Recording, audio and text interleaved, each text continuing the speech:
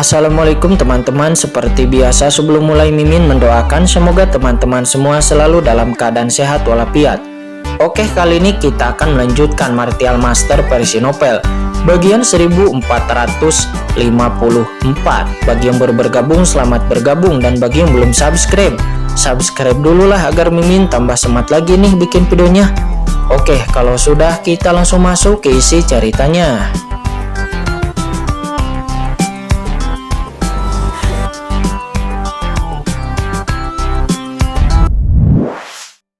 Tersebut tidak ada hubungannya dengan tanah suci Sikong Anda. Terlebih lagi cucu saya memiliki hubungan sumpah dengan tanah suci Sikong Anda dan merupakan masa depan dari kerajaan Kilin kita.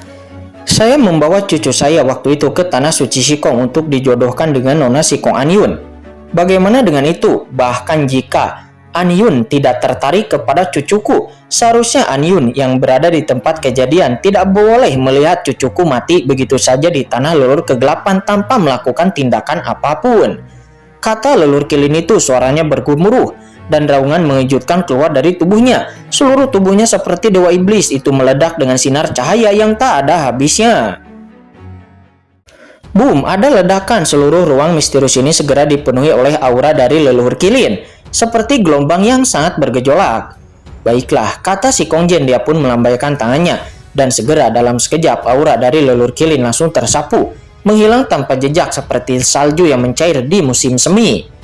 Leluhur Kilin, meskipun kami dapat bersimpati dengan perasaan Anda, namun ini adalah tanah suci Sikong kami. Demi leluhur kami telah menyelidiki Anyun di depan Anda. Sejak kematian Pangeran Kilin tidak ada hubungannya dengan Anyun, maka hal ini bukanlah tanggung jawab dari tanah suci Sikong saya. Kata si Kongjian, dia menus dingin. Meskipun leluhur Kilin itu adalah seorang veteran supreme, kultivasinya itu berada hanya pada tahap awal puncak supreme, dan itu tidak bisa dibandingkan dengan si Kongjian yang berada pada tahap tengah supreme. Jika bukan karena leluhur Kilin, dia tidak akan membiarkan leluhur Kilin menjadi liar di sini. Namun leluhur Kilin juga merupakan tunggangan dari leluhur dari tanah suci Sikong di masa lalu. Jadi si Kongjian secara alami perlu memberinya sedikit wajah. Ayah kamu, kata Nona Sikong Anyun. Dia memandang ayahnya dengan tidak percaya sebelum kemudian menatap leluhur Kilin. Dia tidak pernah menyangka bahwa leluhur Kilin akan datang ke benua Hayu ini.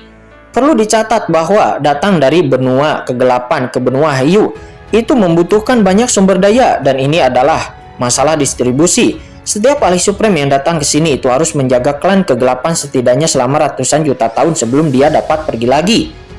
Leluhur Kilin ini adalah leluhur dari kerajaan Kilin, menghabiskan banyak uangnya untuk datang ke sini itu pastilah untuk membalaskan dendam Pangeran Kilin. Konon, nenek moyang kerajaan Kilin itu sangat mencintai Pangeran Kilin. Namun Sikong Anyun tidak pernah menyangka bahwa pihak lain akan melakukan ini demi membalas dendam Pangeran Kilin. Kuncinya adalah sikap ayahnya yang begitu ambigu membuat hati Nona Sikong Anyun mencelos. Leluhur Kilin, kematian Pangeran Kilin adalah kesalahannya sendiri dan tidak ada orang lain yang bisa disalahkan akan hal itu. Kata Sikong Anyun. Anyun, kamu diamlah. Kata penatua Luo Wen, wajahnya menjadi gelap dan dia akhirnya berhasil memisahkan hubungan antara kematian Pangeran Kilin dan tanah suci Sikong miliknya dan tidak menyeret tanah suci Sikong ke dalam masalah. Itu salahmu sendiri, hahaha, kamu pantas mendapatkannya. Leluhur Kilin menus dingin dan di matanya yang selebar lentera niat membunuh muncul dan pelangi ilahi melonjak.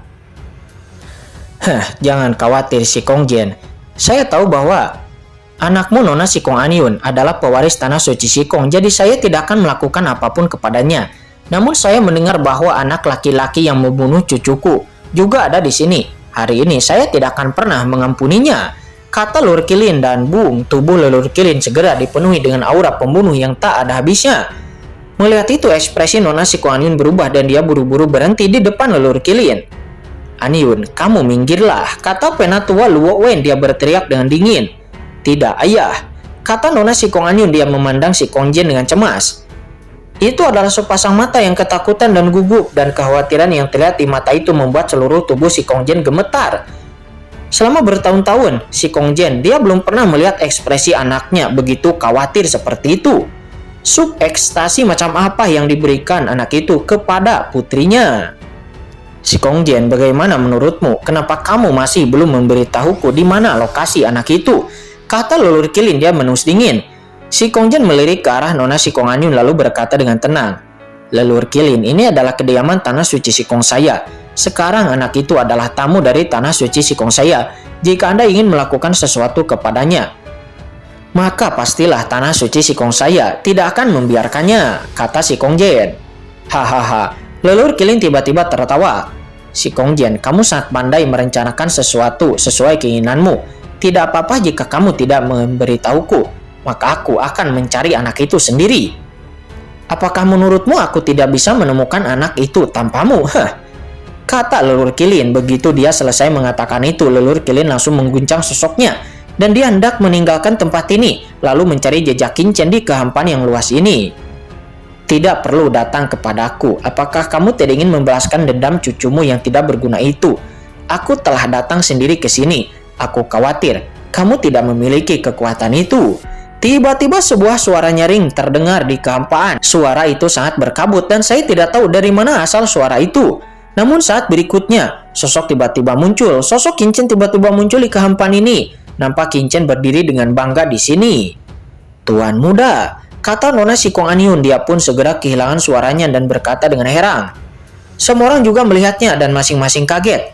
Bukankah Qin Chen telah diatur oleh tanah suci Sikong Kongjian untuk pergi ke ruang VIP untuk dihibur oleh Tuan Jun? Bagaimana Qin Chen bisa muncul di sini? Ketika Qin Chen muncul, sosok ketakutan juga segera muncul di sana setelah Qin Chen muncul, dan itu adalah Tuan Jun. Begitu Tuan Jun muncul, Tuan Jun langsung berlutut dengan ketakutan ke arah si Kongjian. Tuan, orang ini ingin mendatangi Anda, tetapi bawahan ini tidak bisa menghentikannya, jadi tolong hukum. Wajah Tuan Jun penuh ketakutan dan gemetar. Si Kongjian, bukankah kamu mengatakan kamu sedang berlatih di pengasingan? Lalu di mana tempat kamu berlatih dalam pengasingan? Ini benar-benar istimewa, kata Qin Chen. Dia melihat sekeliling dan akhirnya mendarat ke wajah si Kongjian. Dan Qin Chen tidak bisa menahan diri untuk tidak berkata dengan nada yang mengejek seperti itu. Namun begitu kata-kata Qin Chen ini keluar, wajah banyak ahli teratas dari tanah suci Sikong yang hadir tiba-tiba tenggelam. Mata semua orang seketika tertuju kepada Qin Chen dan mata eksekutif senior lainnya dari tanah suci Sikong yang hadir juga menunjukkan ketidakpercayaan. Bagaimana anak ini bisa masuk ke sini? Mustahil. Tempat rahasia tanah suci Sikong kita begitu rahasia. Bagaimana orang biasa bisa menemukannya? Banyak pria kuat yang hadir terkejut, hampir melompat-lompat. Mata mereka membelalak, seolah-olah mereka belum pernah melihat pemandangan seperti itu sebelumnya. Tuan Jun, bagaimana orang ini bisa masuk ke sini? Mengapa kami bahkan tidak dapat merasakan kemunculannya? Wajah seorang penatua supreme tiba-tiba menjadi serius. Orang luar masuk ke area rahasia tanah suci Sikong mereka secara diam-diam. Penatua Luo Wen juga segera berdiri menunjuk ke arah Qin Chen dan berkata dengan dingin. Wah, ini adalah tempat rahasia tanah suci Sikong kami. Anda menerobos masuk tanpa izin dan berani berbicara seperti itu kepada Tuan Kongjian. Siapa yang memberi Anda keberanian? Dengan keras segera aura menakutkan keluar dari tubuh penatua Luo Wen, menyebabkan seluruh kehampaan bergemuruh dan bergetar. Tubuhnya gemetar dan tangan supreme tiba-tiba muncul terbang menuju tanah dengan gemuruh berniat menangkap Qin Chen. Hal ini menyangkut keamanan dan kerahasiaan tanah suci Sikong mereka. Jadi mereka tidak boleh lengah. Energi supreme yang kuat segera datang kepada Qin Chen. Ketika tangan supreme menyelimuti Qin Chen itu mengambangkan aturan supreme menakutkan, menghalangi segala sesuatu di dunia. Apakah beginikah cara tanah suci Sikongmu memperlakukan tamunya? Kata Qin Chen, matanya berkedip, tubuhnya meledak dan aura yang kuat dan mendominasi akan meledak. Tuan, Anda tidak perlu mengambil tindakan. Tepat ketika Qin Chen mencibir dan hendak mengambil tindakan, tiba-tiba sebuah suara terdengar dan lalu mendesir. Sosok tiba-tiba muncul di depan Qin Chen, dan itu adalah Nona Sikong Anyun. Wajahnya acuh tak acuh dan api berkobar di tubuhnya dengan keras. Pedang api yang mencapai langit mengembun menjadi kehampaan dan diarahkan ke arah tangan supreme yang akan jatuh kepada Qin Chen, lalu ditebas dengan satu pedang dan duar.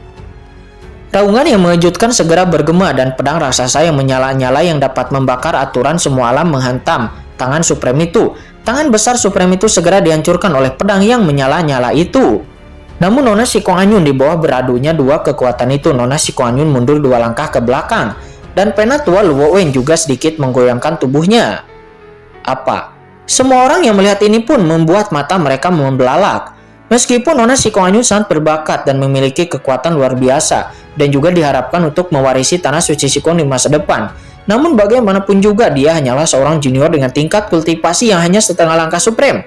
Bagaimana dia bisa menahan serangan dari Penatua Luo Wen yang merupakan ranah supreme? Anyun, apa yang kamu lakukan? Mengapa kamu tidak segera menyingkir dan membiarkan Penatua ini untuk menangkap mata-mata yang telah membobol area rahasia tanah suci Sikong kita? Kata Penatua Luo Wen, wajahnya menjadi gelap. Amarahnya meroket dan dengan raungan aura yang lebih menakutkan kembali muncul.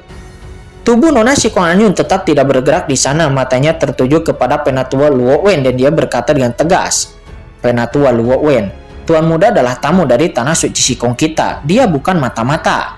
Setelah mengatakan itu, Nona Sikong Anyun menoleh untuk melihat ke arah Qin Chen, lalu menangkupkan tangannya dengan gugup.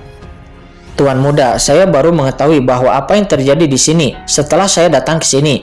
Saya jelas tidak bermaksud untuk menipu Tuan Muda. Mendengar itu, Qin Chen melambaikan tangannya untuk menghentikan Nona Sikong Anyun berbicara. Dan Qin Chen juga mengabaikan Penatua Luo Wen, matanya segera tertuju kepada Sikong Jen. Sikong Jen, apakah ini sikap tanah suci Sikongmu terhadapku? Kata Qin Chen. Mendengar itu, wajah Penatua Luo Wen kembali menjadi gelap dan dia berkata dengan suara yang dingin.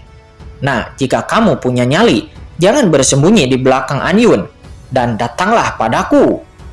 Kata Penatua Luo Wen. Kamu diam. Kata Sikong Jen. Pada saat ini Sikong Jen tiba-tiba berdiri dan menyela kata-kata Penatua Luo Wen. Hahaha, teman kecil, Anda salah paham. Sebelumnya saya sedang retret. Namun ada beberapa hal penting yang perlu saya selesaikan di tanah suci Sikong. Jadi, kultivasi saya tertunda sebentar. Bukankah saya telah meminta Tuan Jun untuk menghiburmu? Apakah perlakuan Tuan Jun kepadamu cukup buruk? Berbicara tentang ini, Sikong Jen tiba-tiba menatap Tuan Jun dan berkata dengan suara yang dingin. Junyi, apa yang terjadi? Apakah kamu tidak mendengarkan perintahku sebelumnya? Segera dengan keras aura menakutkan langsung menekan Tuan Jun. Tuan Jun melangkah mundur, darah tumpah dari sudut mulutnya, dan dia langsung berlutut. Tuanku, bawahan ini... Kata Tuan Jun. Namun sebelum dia bisa berkata, kata-katanya langsung disela oleh Sikong Jen. Oke, jangan katakan apapun. Kata Sikong Jen yang melambaikan tangannya dengan ekspresi tidak senang di wajahnya. Kamu tidak bisa melakukan hal kecil ini dengan baik dan membuatku marah. Apa yang aku inginkan darimu? Kamu akan menghukum dirimu sendiri. Setelah mengatakan itu, Sikong Jen lalu menghadap Qin Chen seraya tersenyum. Teman kecil, mohon maafkan saya jika sambutan kita di tanah suci Sikong tidak cukup baik. Mungkin ada beberapa kesalahpahaman sebelumnya dengan teman kecil, dan aku jelas tidak sengaja mengabaikan teman kecil. Kata Sikong Jen, dia meyakinkan Qin Chen bahwa ini hanyalah kesalahpahaman. Kesalahpahaman? Qin Chen tersenyum sedikit.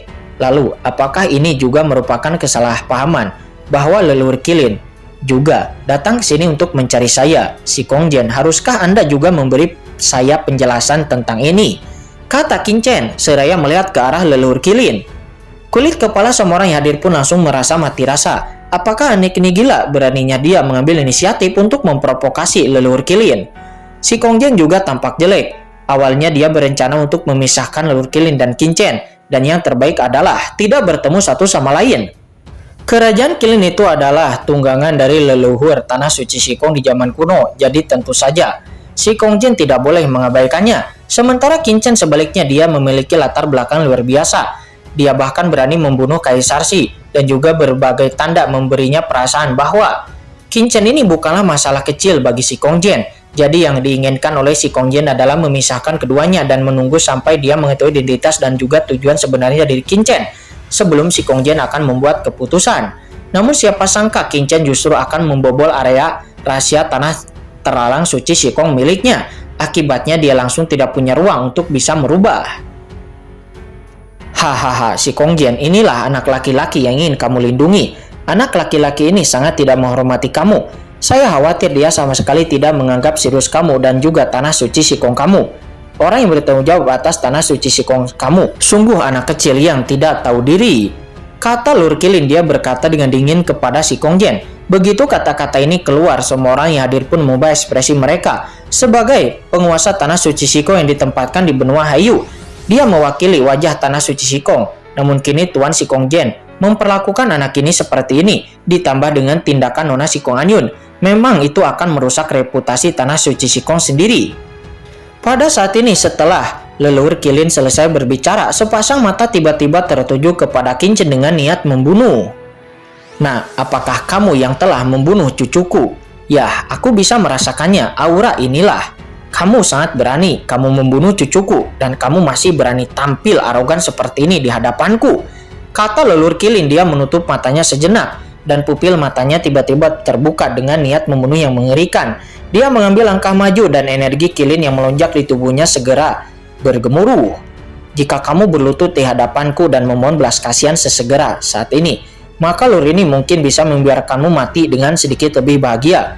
Tetapi sekarang, kamu sangat arogan di depan leluhur ini, maka leluhur ini akan menggunakan api kegelapan untuk menyalakannya sedikit demi sedikit, membakar jiwamu, membiarkan kamu menanggung rasa sakit yang kekal. Bahkan, jika master di belakangmu turun, maka master itu juga tidak akan dapat menyelamatkanmu. Kata leluhur Qilin. Dia berjalan tidak jauh dari Qingchen dan lalu berhenti. Hah, kamu seorang pecundang tua, masih ingin memohon ampun. Apakah kamu lupa bagaimana aku membunuh klon spiritualmu? Jika kamu tinggal di benua Haiyu, kamu mungkin bisa hidup lebih lama. Tetapi kamu malah datang ke sini benar-benar untuk mencari kematian. Hahaha. Kata Qingchen. Dia menggelengkan kepalanya dan menghela napas dalam. Begitu Qingchen mengucapkan kata-kata ini, salah satu orang kuat dari Tanah Suci Sikong tiba-tiba memutihkan matanya dan tenggorokannya bergetar dan dia hampir tidak bisa bernapas. Sudah berakhir, sudah berakhir. Anak ini terlalu sombong. Dia berani berbicara dengan leluhur Qilin seperti ini. Dengan amarah leluhur Qilin, dia pasti akan menguliti anak ini. Sekelompok master dari Tanah Suci Sikong semuanya bingung saat ini. Terlepas dari sikap mereka terhadap Qingchen, mereka belum pernah melihat orang sombong seperti itu. Nah, kamu sedang mencari kematian, kata leluhur Qilin. Wajahnya menjadi gelap dan dia menjadi sangat marah dengan keras. Aliran energi Qilin mengalir keluar dan seluruh kehampaan bergemuruh. Kalian berdua tidak perlu bertarung. Mengapa kita tidak berbicara saja? Pada saat ini si Kongjian buru-buru mengambil tindakan dan dengan raungan, kekuatan Supreme tengah datang seketika menghentikan leluhur Qilin untuk mengambil tindakan. Leluhur Qilin tiba-tiba berbalik. Si Kongjian, kamu ingin menghentikanku untuk anak ini. Apakah kamu akan mengabaikan keagungan Tanah Suci Sikongmu? Mendengar itu wajah si Kongjian menjadi gelap. Leluhur Qilin, ini adalah tempat rahasia Tanah Suci Sikong kami. Mohon menahan diri. Kemudian si Kongjian memandang ke arah Qingchen. Teman kecil, dendam antara Anda dan leluhur Qilin itu murni hanya kesalahpahaman. Awalnya, saya tidak punya alasan untuk ikut campur tangan dalam urusan di antara kalian berdua. Namun salah satu dari Anda itu adalah di bawah komando leluhur Tanah Suci Sikong saya. Dan yang satunya itu adalah sahabat dari Tanah Suci Sikong saya. Mengapa kalian berdua tidak berdamai saja? Kata si Kongjian. Dia tahu bahwa Qingchen ini sangat jenius dan juga telah menghancurkan klon dari leluhur Qilin. Dan orang seperti itu tidak boleh jatuh di tempatnya. Begitu kata-kata ini keluar, mata leluhur Qilin tiba-tiba menyusut. Dan leluhur Qilin sudah mengerti apa maksud si Kongjian. Qingchen di depannya masih sangat muda dan memiliki kekuatan sedemikian rupa sehingga dia bahkan dapat membunuh klon spiritualnya.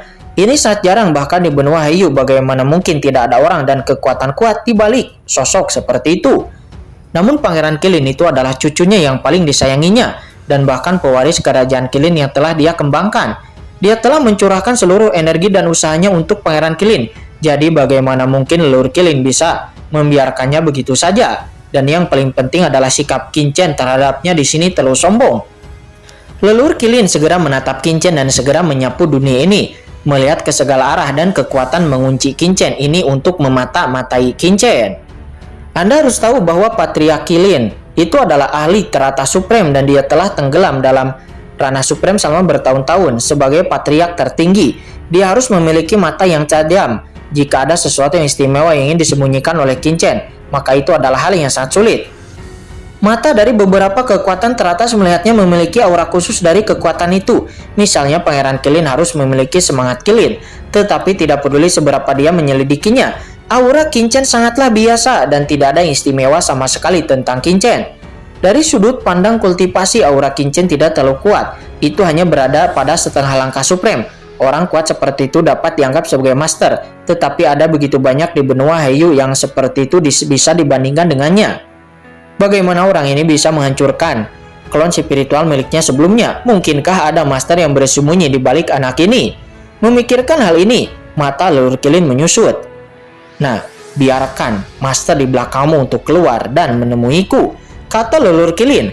Pada saat ini leluhur Qilin menatap Qingchen dan berkata dengan dingin. Saat ini dia begitu kuat sehingga dia membakar dunia ini dengan amarahnya. Karena dia sudah memutuskan tidak peduli apa latar belakang Qingchen, dia tidak boleh menyerah begitu saja. Saya hanya satu orang di sini.